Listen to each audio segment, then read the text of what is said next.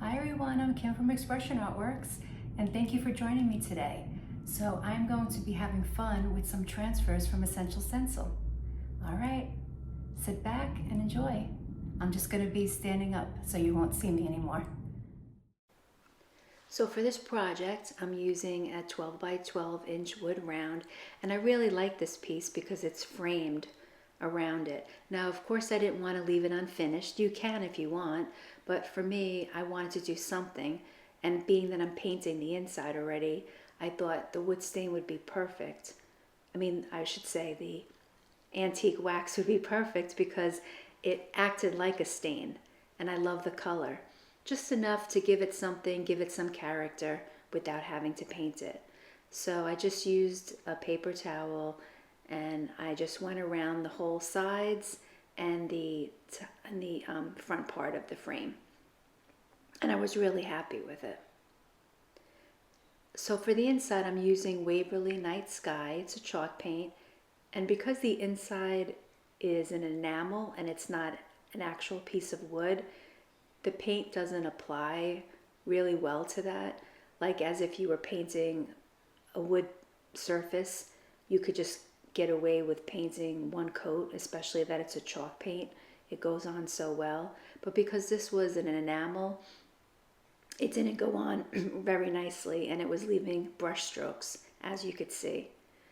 So after going in with one coat, I had to dry it up and add a second coat. These are some of the transfers I'm using today. I'm using two different kinds, and they are from Essential Stencil. So here I am applying the second coat.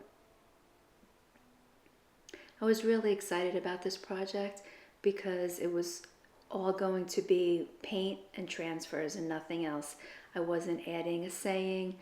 Yes, I'm adding a little bit of an embellishment at the end, but it's not your particular sign that has a saying on it. It's strictly just paint and transfers, and I had so much fun with these transfers.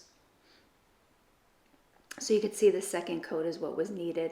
And then I just used my Gator sander with a fine sandpaper, and I just went over it just to smooth it out, make it look more even, get rid of any kind of texture, bumpiness that might have been after I given it that second coat. I was really happy with the color. It was like the perfect color that I wanted. So for this one, look at these beautiful trees that are snow covered. And then this is also some birds, and I am choosing this bottom one for my project. And these transfers, you get two sheets in one pack, so it's really great. So I'm using that bottom one there. So I'm just going to cut that out.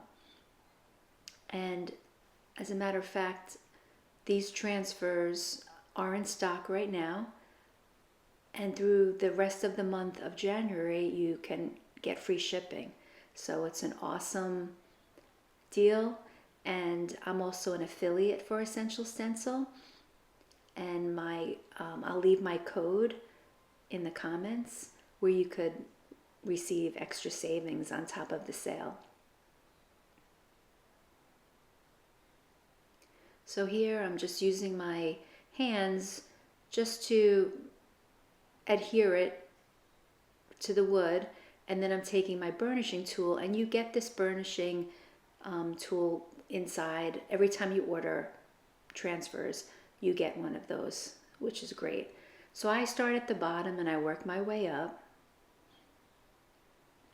And I'm just pressing, a little bit firmly, not too hard, but firm enough.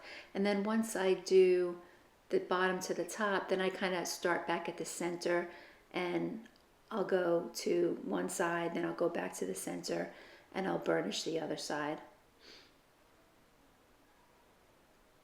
Now once you start peeling up, I always keep the scraper in the other hand because you don't want to rip it off like you're ripping off a Band-Aid. You want to really take your time, peel it back slow. And if I notice some of the transfer not sticking to the wood and it's actually still sticking to the plastic, then I just continue to burnish it until I know that it's on there well. And that's really important, and that's why you don't want to rip it off fast. You want to take your time. Also very important, before applying transfers to your surface, and especially if you're painting, you want to make sure that paint is thoroughly dry, otherwise the transfers will not stick.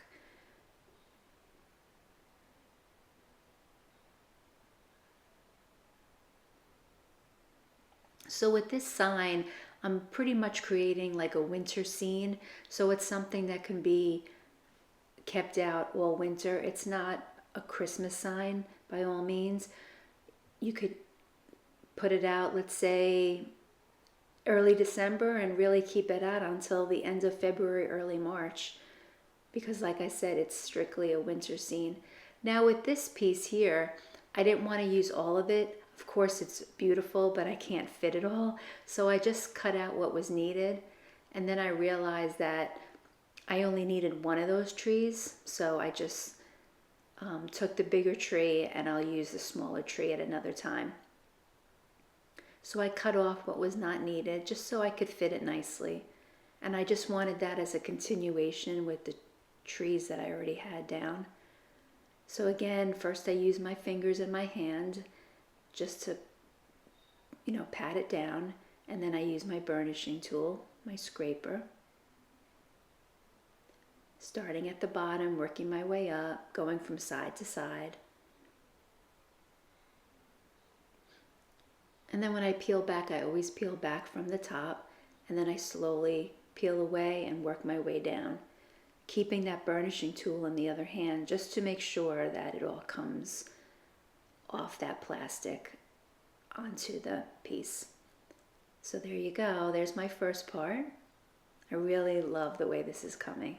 Now because the bottom, I couldn't get to the bottom because of the roundness of the piece, I knew I'll have to go back in there and add some white paint to that, but that's no problem. So now with this one, I'm choosing the birds down below, so I'm just cutting them out.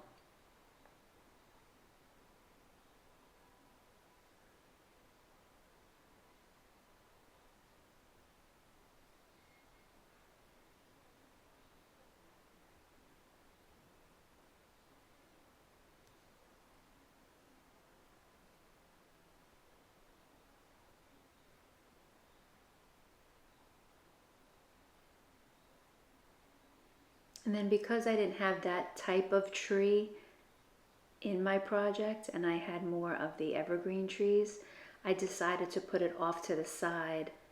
So you had to kind of imagine that off to the side there was a regular branch tree, and then this part of it with the birds on it was coming out from that tree, if that makes sense. And that's why I put it over to the side.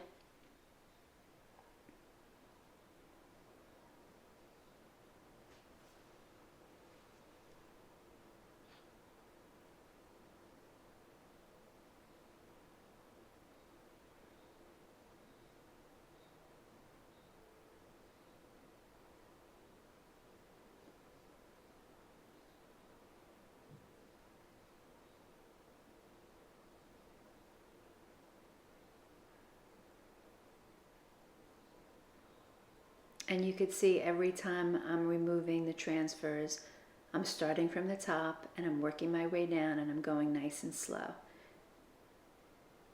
If I see something coming up, then I just take that scraping tool and I just keep burnishing it until I know that it's adhering to the wood.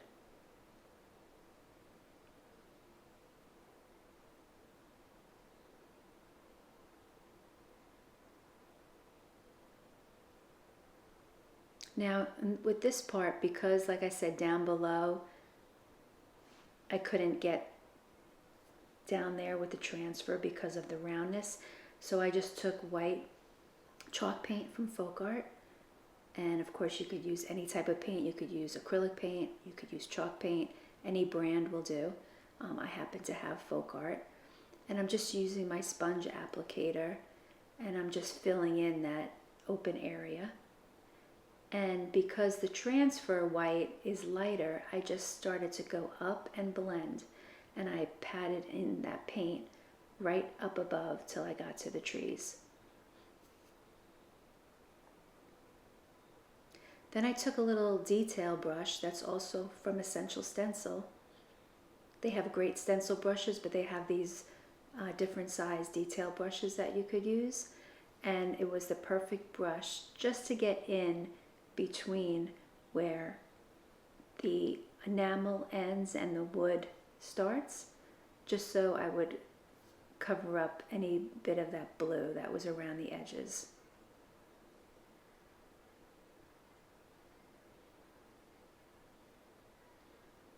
Now this was a fun technique. I took a stencil brush, added some white paint to it, and I did that flicking method because here I was just trying to add some snow, like it was like snow was falling.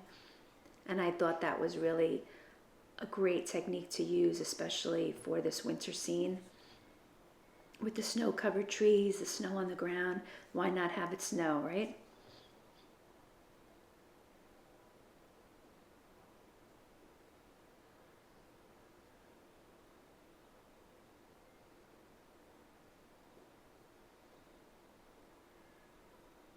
I thought that really tied in nicely.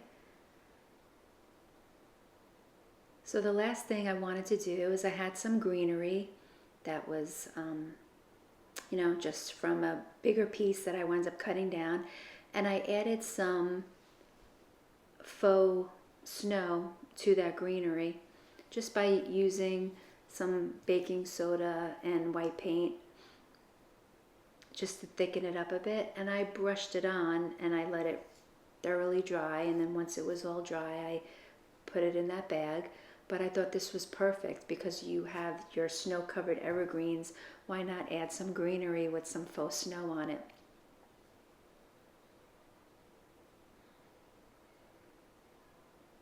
Just making sure that area where I applied the white paint was fully dry. So I just cut off a couple of pieces that I needed. And I went ahead with some hot glue and applied these pieces to the bottom. I loved how they curved the edges too. I feel like they fit perfectly. I had an acorn and a pine cone, and I was deciding on which one I wanted to do, but I decided to go with the pine cone. I liked it better. I went with the acorn because I liked the acorn better.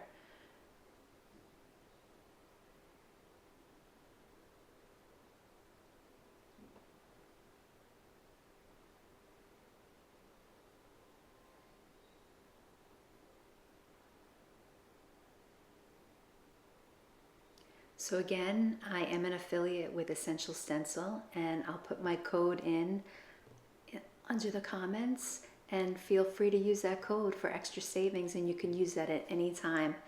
Thank you so much for watching. I hope you enjoyed it.